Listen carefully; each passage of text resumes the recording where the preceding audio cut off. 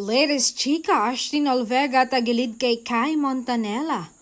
Noon pa man ay pinagshiship na sina Kai Montinola at Andres Mulak na magkasabay sila sa Star Awards. Marami kasi ang nakapansin na bagay ang dalawa.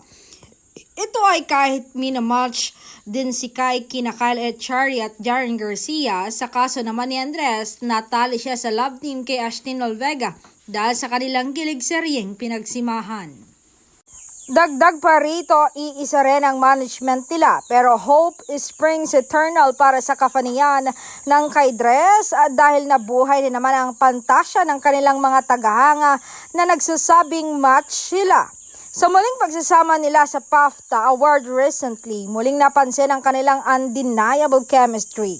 Nag-react naman ang mga chismosang kapitbahay sa nasabing issue nang mapag-usapan ito sa umpukan ng mga nagmamarisol. Ito ang ilang hirit ng Kibitzers. Tagilid si Ashtin kay Kai. Oy, pinalo ni Atasha si Kai sa Instagram. Boto si sis kay Kai, haha, nakafollow din po si Atasha kay Ashtin. Pati lola ni Andres nilalike mga post ni Kai. End of us dress na ba? Iyong Kai dress parang malabong mangyari dahil magkaiba sila ng management.